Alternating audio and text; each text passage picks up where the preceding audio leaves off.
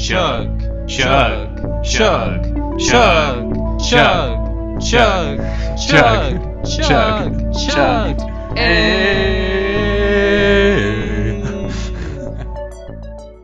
Hello everyone and welcome back to the Wizard Staff Podcast. I am your host Blake. And I'm Guy. And we are two drunk novices who like to talk about EDH. We do drink and swear, so you have been warned. Please drink responsibly when playing children's card games. Tonight, we are talking about a recent card that came out in Commander Legends, and we're going to be doing a deep dive on this new card, and at the end of it, a deck tech for Ghen Arcanum Weaver. But before that, we gotta talk about a few things. Guy, what are we drinking?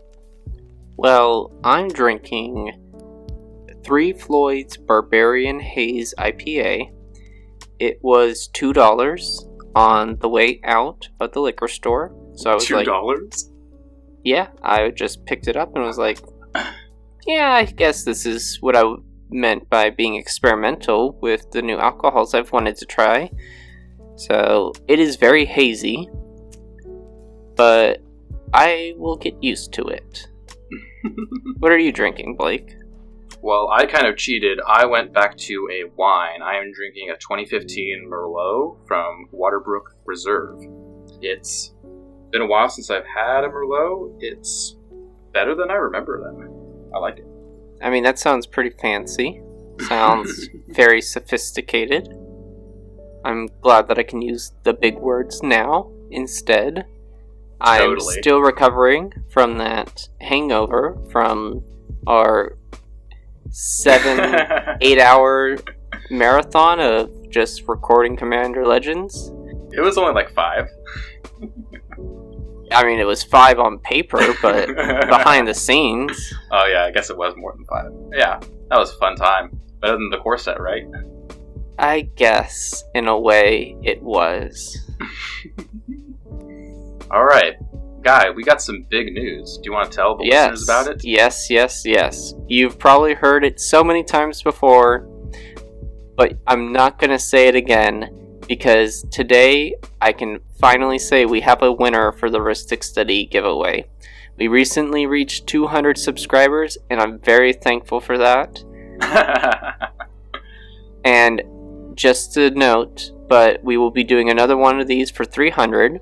I'll announce whatever card and giveaway that is in the near future.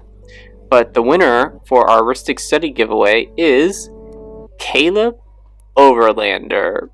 Caleb, thank you very much for subscribing. And thank you very much for listening. You rock. You rock. God damn, we're just parodying Command Zone now. Who? Yeah, thank you, Caleb. And really, honestly, everyone that listens, it does mean a whole bunch to us. Everyone who comes back and listens every week, we appreciate it. We love you guys. Don't unsubscribe now just because we're done with that. Because we like just I said, down to like 100.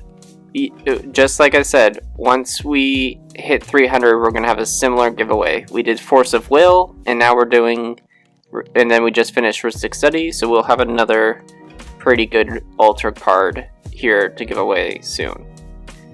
But another big thing is that Geo, our friend who came on for episode 71, where we did tips for new players, has started his own podcast called Mindful Magic. You've probably seen me retweet a bunch of his stuff and, trying to support him, but go give him a listen. You can find him on all the same big podcast outlets that you can find us, like Spotify, iTunes. Yeah, I'm very proud of Geo for, being able to turn his passion into another podcast. And yeah, I mean, it's great. I hope he keeps it up. And maybe one day we'll have Geo back on for a official MTG crossover episode. Give it like 5 months, Geo's gonna have like 1,000 subscribers, and we're gonna be like, can we be on your podcast? And he's gonna be like, no. Yeah, that's how it goes. Alright, so should we get into this episode today? Well, Blake, you wrote most of this. I think I wrote maybe 3 lines. I just want to say that we have talked in the past where we're like, we're not going to do deck techs, but we're not trying to, like, say that we're not going to do that anymore. But we are trying to take a commander from more recent sets after we do our review and just kind of do like an experimental deck tech. I think Blake does plan to buy this one in paper. Eventually, yeah. Yeah, so it won't be like our complete norm, but yeah. Alright, Blake, take it away. Okay, so Ghen is a new commander from Commander Legends set, and is currently the 4th most popular commander from this set, according to EDHrec.com. He's an enchantment-style Mardu deck, and enchantment decks are usually seen in Selesnya, or Bant, or 4-5 color enchantment Goodstuff. So, seeing this Mardu enchantment deck really allows for a whole new type of deck to exist, and it got me pretty excited, because for any long-time listeners know, I fucking love enchantments so much. So, this really got my brain twirling, and just had me thinking a whole bunch, but I should read Ghen first, so we're all on the same page. Ghen Arcanum Weaver is red, white, black. He's a legendary creature human wizard, that's a 2/3. And he has an activated ability of Mardu, tap, sacrifice an enchantment, return target enchantment card from your graveyard to the battlefield. So Ghen allows you to basically reanimate your enchantments. This is a valuable effect given how difficult it is, like in almost any color, to return enchantments from the grave. And I just want to quickly clarify a rules question, because I've seen it pop up in Reddit and Facebook and a bunch of other social media sites. You cannot sacrifice an enchantment and then get back that same enchantment with Ghen's ability. So you can't just like sacrifice a Necropotence and then get back that Necropotence. Yeah, I've seen a lot of people ask that same question, and I can see why people think that's the case. And I'm glad that Blake is putting his foot down and saying, no, you can't. Your dreams are dead. Oh, I'm not killing dreams, just the rules of magic. We can edit out the not part, and you'll No, just be saying, it's not I'm my killing fault. dreams. No. Edit it to Don't say, take me it out is of my fault. context. No. That is all I ever do. No. I'm in control of editing, damn it. Alright, so... That's what you think. So in Commander, you can kind of build your deck however you want it to be, as long as it follows the rules of the game, right? Really? Yeah, crazy. It's almost like the Commander format has a bunch of creativity embedded into it. So, most Ghen decks are going to be using curses, sagas, Goodstuff, stacks, combo, or a combination of the prior. And I just kind of wanted to go through each of these deck building styles, and at the end of this episode, talk about the deck list that I made and why I built it, and explain how it works. So I figured let's just start with curses. So all curses enchant players and provide a detrimental effect to that player. Currently there are only 29 curses, 22 of which are in Mardu. And why would players build Ghen with curses? Why would people do that? Well, because Ghen allows you to basically sacrifice enchantments that you control, and you control the curses that you put on other players. It's a little bit confusing, but you do control those curses that are going on the other players.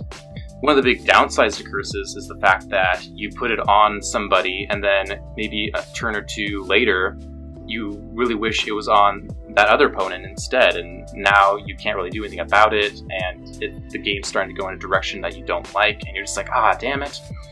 But Ghen kind of gets around this downside of curses. It allows you to sacrifice that curse and then switch it with another curse that's in your graveyard onto another opponent, and it kind of keeps you in control of the flow of your game plan with curses specifically. So curses can either have a static effect, or they could have like a triggered effect on your opponent's upkeep, or a trigger whenever your opponent attacks. There's various examples of this, like Curse of Bloodletting is a static effect, Curse of Fool's Wisdom is static, Curse of Opulence has that opponent's attacking trigger, and then there's also like Overwhelming Splendor, which is a static effect that basically is a one-sided humility. Some curses do have pretty weak effects, if I'm being honest, but like I said, some of them have very powerful effects, like Overwhelming Splendor. I really love playing Overwhelming Splendor on somebody. I know some people might think it's mean, but at least in the playgroups I play with, it's very justified. And it's noteworthy that if Overwhelming Splendor is in your graveyard, you can use Ghen to switch it and essentially cheat that huge high casting cost, which is like awesome. Whenever you cheat high casting costs in Magic, that's usually pretty good. So it's likely we're going to see more curses printed over the coming years. A cycle of curses gets printed every few years since the original Innistrad block, and we're likely to see more, specifically coming up in 2021 with Innistrad werewolves and vampires. Yeah, and I think another good place that we tend to see those curses is in the commander decks as well.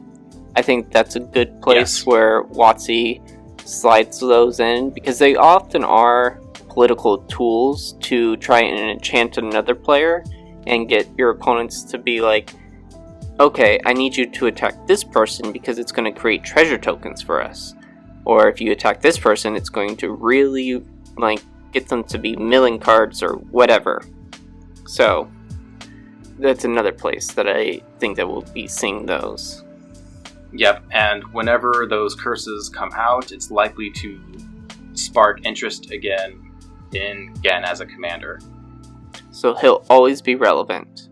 Yeah, or at least I think the interest of Ghen will somewhat be maintained over the years. I know it's always kind of been about the latest and greatest commander, and that's maybe a topic for another day. But I do think, given that all these curses that will be coming out in the coming years, that there's probably going to be some interest maintained over the years. So, next up, we're going to talk about Sagas, because people build Ghen with Sagas. But what is a Saga? It's an enchantment type that was introduced first in Dominaria, and each Saga tells the story of a key event from the plane's past as it unfolds during each of your turns. This is done by placing lore counters on the Saga as it ETBs and after your draw step. And it's usually a different effect each time. It's not the same one every single time. And you do this until you are forced to sacrifice it. So Ghen allows you to sacrifice a Saga before it gets to an effect you don't want, or he can reanimate a Saga as soon as it sacrifices itself, so you just oh, I lost my Saga, I'll get it right back with Ghen. You can also activate Ghen at the end of your upkeep to reanimate the Saga. The Saga will enter the battlefield with a counter and immediately get another counter after your draw step. And this means you basically have skipped the first effect in a way, and you kind of just get straight to the good stuff if you really like the second lore counter ability and not the first one. So you can kind of do some cute things based on you really want to watch on the timing of when you activate Ghen. So you can do those cool, tricky things. There are currently 24 Sagas in total. Only 15 of those are in Mardu. If I'm being honest, not a lot of them have super powerful effects, but there are ones that are halfway decent, such as Elspeth Conquers Death and Eldest Reborn. Those two I like. So in the future, we're only going to get more and more. We've already seen since Dominaria, we also got more in Theros Beyond Death, and we're likely to get more in the future. I haven't ever heard anyone from R&D say Sagas were a design mistake, we're never going to make them again. It's kind of unconfirmed, but it's pretty much a given that, alright, this worked out, people seem to like them, we're going to print more of these. It's definitely not one of those evergreen things, but it's something that definitely can be very important to use in terms of storytelling with sets. Yeah, they're great for the lore, for the Morthos. Right. So where we had Theros and it was telling stories of heroes and gods, or Dominaria, which is, the plane that we've visited the most and has the most lore behind it. Sagas were great for that, and Sagas can be used for probably other planes that have such a deep history like those. Yep. There's rumors that they might come out in Kaldheim, but we'll see. We'll just have to find out. So this next deck style for Ghen is a category that I am calling good stuff. What do I mean by good stuff? Well, there are generic commander staples that you can run in Mardu Color Identity, such as Swords of Plowshares, Path to Exile, Enlightened Tutor, Demonic Tutor, Toxic Deluge, Gamble, Smothering Tithe, Chaos Warp, Deflecting Swat, Wheel of Fortune, etc., etc. I could go on all day, probably. Of course, you may not want to put these cards in your deck because you either don't have the budget for them, as some of them are quite expensive. Wheel of Fortune. And you might also not want to put these cards in your deck simply because you don't want to. You don't want to play with staples. You have complete power as the deck builder, and you just don't want to do it. It's your choice. Also, in this good stuff section, there are what I would like to call breakable enchantments. So these are the enchantments that you have a beneficial effect that is later balanced by a delayed detrimental effect. The clearest example would probably be Demonic Lore. So Demonic Lore costs 2 and a black. It's an enchantment. When it enters the battlefield, you draw 3 cards, and at the beginning of your end step, you lose 2 life for each card in your hand. So it has an immediately beneficial effect, and then in order to balance it out, it has a delayed effect of causing you life loss at the end of your turn. This honestly feels like a signature card for Ghen, just because I don't know any other deck where it could nearly be as good as it is with Ghen. Because you would play this, and then obviously you're going to sack this so Ghen can reanimate a different enchantment, and then maybe you get this back at a later time so you can draw 3 more cards. So yeah. Yeah, I would totally agree with that, and I think it's just the most straightforward example of how Ghen can make the most use out of this, because you pay 3 mana at sorcery speed, draw 3 cards, use Ghen to sacrifice it so you don't take any damage. That's a good example of it. Another example would be Demonic Pact. It is 2 black, an enchantment. At the beginning of your upkeep, choose one that hasn't been chosen. Demonic Pact deals 4 damage to target creature or player, and you gain 4 life. Target opponent discards 2 cards, draw 2 cards, and you lose the game. This card sucks, Blake. What are you talking about? Yeah, well, yeah, because it sucks, because basically on the 4th turn you're going to lose the game, right? Wrong. You can just sacrifice this right before the upkeep of your 4th turn, before you have to put the you lose the game trigger on the stack, and you get all those other awesome benefits. Or you pull a total plot twist and just choose you lose the game as the first one.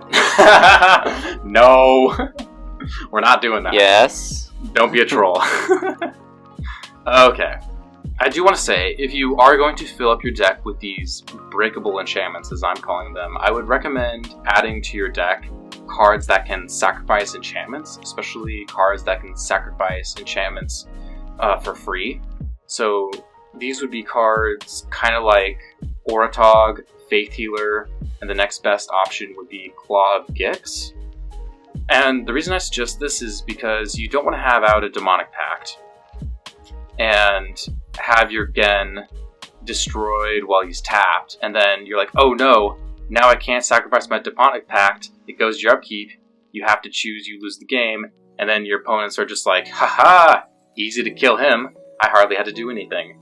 Like, you don't want that sort of stuff to happen. Like, you very much don't want to get caught with your, like, pants down. So you don't want to be, like, completely 100% reliant on your commander, be sacrificing these breakable enchantments.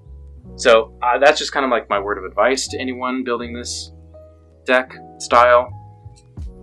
Now the last part to this good stuff section is general enchantment theme synergy. I see a lot of people just running general enchantment synergy. You could try winning by casting enchantments, create tokens, and beat down your opponents with cards like Archon of Sun's Grace, Sigil of the Throne, Ajani's Chosen, Luminarch Ascension, cards that make all these tokens, and you just kind of beat your opponent's faces in. You could also just do generic card advantage stuff with Mesa Enchantress, Stolen Strategy, or Sunbird's Invocation. I do actually want to take a quick side note, though, because, like I said, I love enchantments. And being in the Mardu color identity means you miss out on most of the Enchantress draw engine. that most enchantment decks run, you only get access to Mesa Enchantress, the mono white one, and you miss out on running Eidolon of Blossoms, Setessan Champion, Satyr Enchanter, Verduran Enchantress, Argothian Enchantress, Enchantress Presence. Cards that basically say when you cast an enchantment, draw a card, and so it's really nice when you can have like all of those, because you're just like, play an enchantment, draw a card, play an enchantment, draw a card, just go through your deck really fast. But unfortunately, with Ghen, given its color identity, you can't really do that. Yeah, I really hope that Morrow hears this one day and he's really just thinking, man, I should have made that Setessan Champion white, like Blake said. Oh, he admitted it in that one episode of Drive to Work. I called it in our set review. I knew it. You can tell that Blake doesn't hold a grudge at all. I'm just like, I knew it, that card. Okay, one of the few instances where like it should have been a white card was actually valid. Okay, Not gonna get salty. I'm gonna move on. Okay. Sorry, the one thing that I would like to say, because I do notice that you have access to like red and black, which does have a lot of discard and draw, which doesn't that kind of like help balance out the fact that you can't have the Enchantress engine, because you can draw cards, discard the cards that are probably like higher costed that you'll want to reanimate later with Ghen? Yeah, that's actually a really good point. You do begin to rely more heavily in red's looting effects.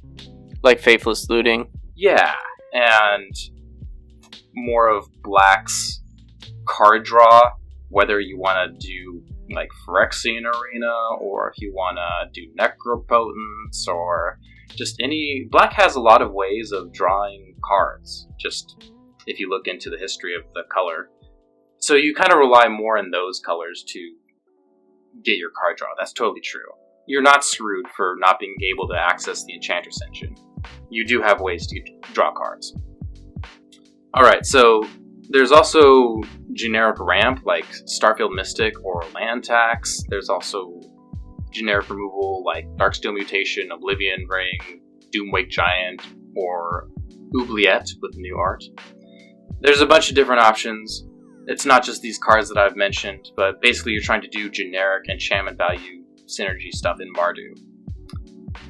And like I kind of said before, Ghen can cheat out the splashy high CMC enchantments from the grave, such as Stolen Strategy, Sunbird's Invocation, Overwhelming Splendor, Captive Audience, etc., etc. That's one of the potential, like, quote-unquote game finishers in some of these kinds of decks. But there's even more ways to build Ghen, and we're kind of nearing the end here. Those are the stacks and combo builds.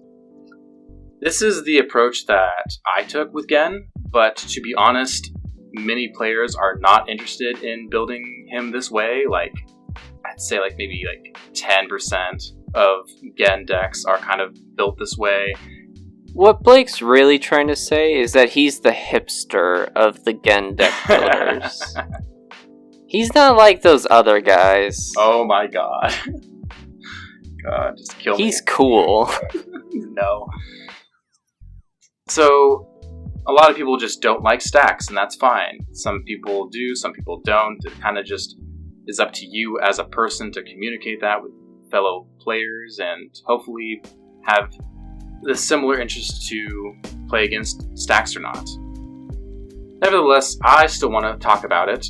So, stacks cards try to kind of disrupt your opponents and slow down the game. Then you try to design your deck to break parity and get around your own stacks effects in order to gain advantage and win.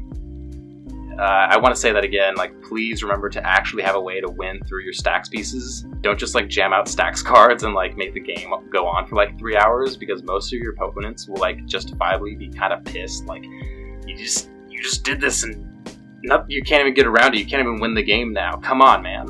Yeah, so I think that's why a lot of people get pissed. Justifiably so. Anyway, the following cards kind of count as stacks pieces in my mind, and some of these are in my deck, some of them aren't. I'm just going to read them aloud, and if you're listening on YouTube, these will be on the screen. Spirit of the Labyrinth, Painful Quandary, Cabal, Console of Allocation, Stranglehold, Rule of Law, Deafening Silence, Archon of Emeria, Eidolon Rhetoric, Blood Moon, Mags of the Moon, Thalia, Garden of Raven, Aven Mind Sensor, Dramp Magistrate, Aura of Silence. All cards that really slow down the game, try and cut off resources to your opponents or every single player. So the other part of this category is the combo. So you can build Ghen kind of as a combo deck. There are many combos within the Mardu color identity. And the real question is, like, how many cards does the combo require? And how useful are those combo pieces independent from the combo? Like, 2-card combos are generally considered to be like the most the strongest. And combo pieces that are useful on their own are considered to be pretty great. So one combo you could do that I've seen a lot of decks have is Exquisite Blood plus Sanguine Bond. So you just got to make sure both of them are in play when an opponent loses life, and then Exquisite Blood triggers, which then causes Sanguine Bond to trigger, which causes the other one to trigger, and it just goes back and forth forever until all of your opponents are dead by losing their life. And honestly, I just gotta say this. Like, you can do that. It's totally up to you. But in my experience, talking with new players over the years, people typically play this combo, and then after winning with it, like 2 or 3 times, they take it out because they get bored. Like, it's not even that efficient of a 2-card combo, if I'm being honest. One of them is kind of good, the other one on their own kind of sucks ass. And so, I feel like this is kind of like just the kind of deck people are going to build like once or twice and then take apart. Okay, so another combo that you are likely to see within Ghen is Opalescence plus Parallax Wave plus Grim Guardian or Forgeborn Oreads. So Opalescence makes your Parallax Wave a creature that can flicker itself infinitely.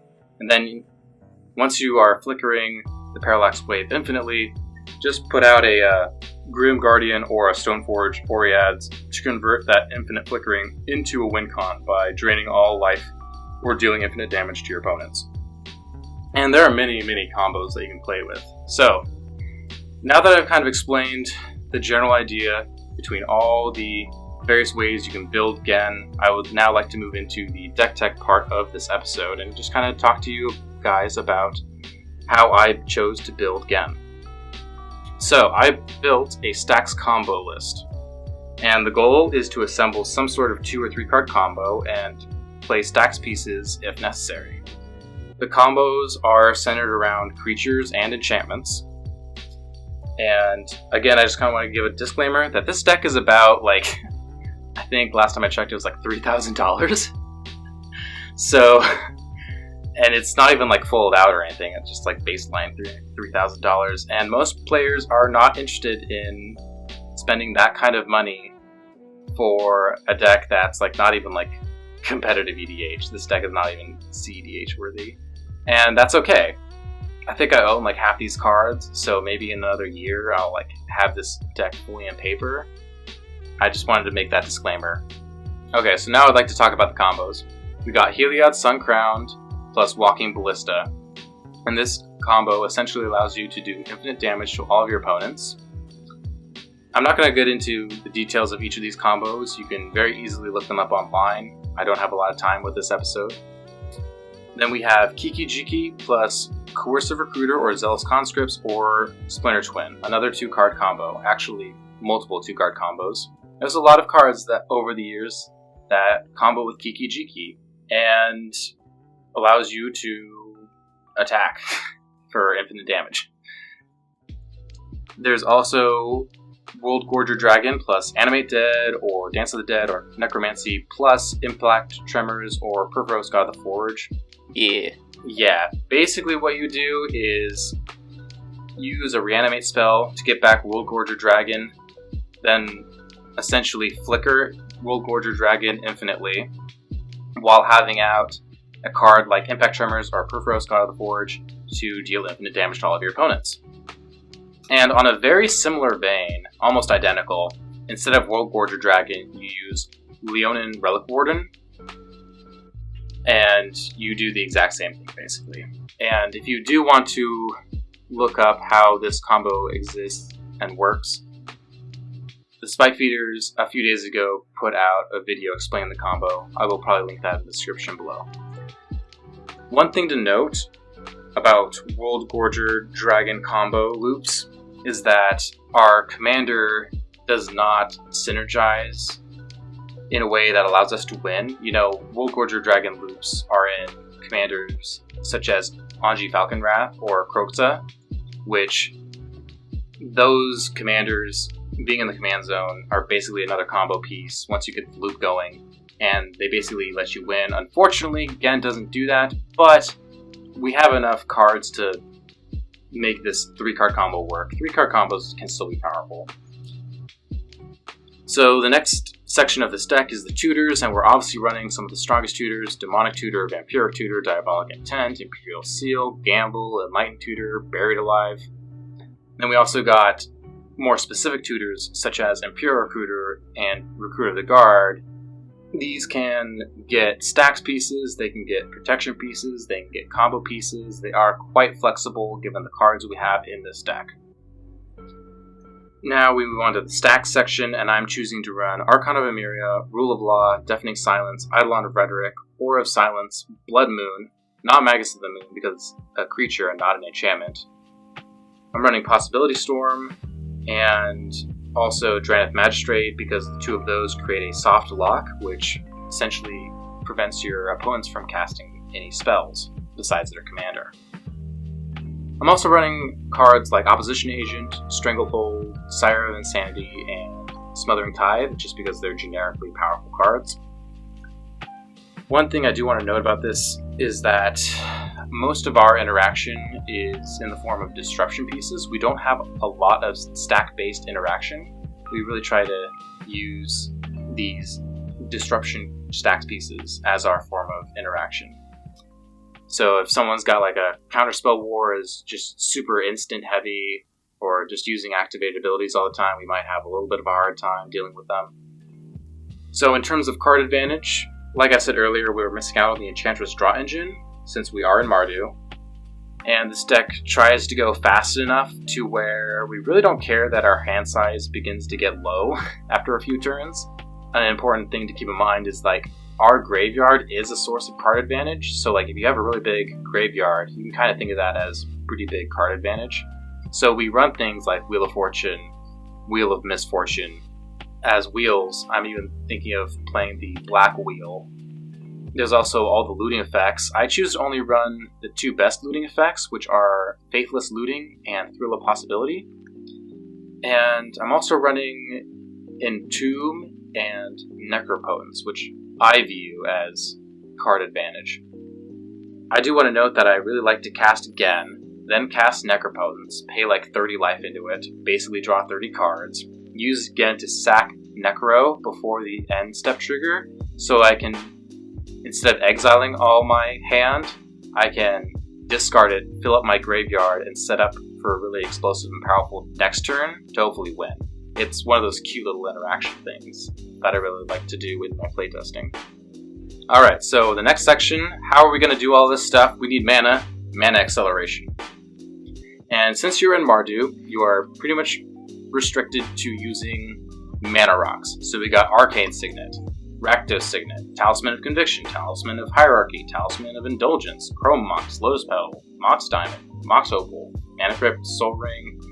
I am choosing to use a few rituals, namely Dark Ritual and Cabal Ritual. I can usually fill up my graveyard enough to where Cabal Ritual will make like 5 mana.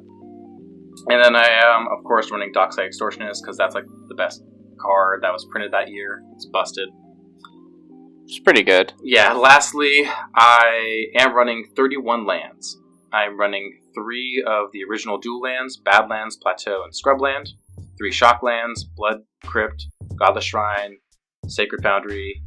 I am running all the fetch lands that I can, including Arid Mesa, Bloodstained Mire, Flooded Strand, Marsh Flats, Polluted Delta, Scalding Tarn, Verdant Catacombs, Windswept Heath, and Wooded Foothills. I'm running the 3 Battle Bond lands, being Luxury Suite, Spectator Seating, Vault of Champions. I am running 2 swamps and 2 plains. No mountains? So, that's a good question. I'm not running any mountains because we have Blood Moon. And because when you have Blood Moon in play, you do want at least like 1 swamp and 1 plains in order to activate Ghen. But that's really it. So like you don't really need to put any basic mountains into the deck. Your Blood Moon will basically make them mountains. Some other land you have mountains. So I don't really care.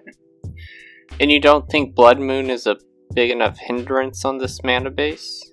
Because it hits most of it? Don't get me wrong, like, there's times where you're going to be playing against, like, monocolor decks, and, like, you have Blood Moon, and you're like, oh, this isn't actually going to help me as well as it's going to help this other player, but I think they're the kind of decks that this deck is going to be playing against. Blood Moon will be good against those kinds of decks, generally speaking, so I think it's worth including. It's up to you. I think it's a powerful enough effect that I'm going to run Blood Moon. Okay. Yeah. So then I do have 6 utility lands, those being Urborg, Tomb of Yawgmoth to kind of color fix to make sure I get enough black mana. Serra's Sanctum, because we are running enough enchantments to make it tap for at least like 2 or 3 mana, which is kind of nice. The game usually doesn't go on long enough to where it's one of those decks that taps for like 9 mana.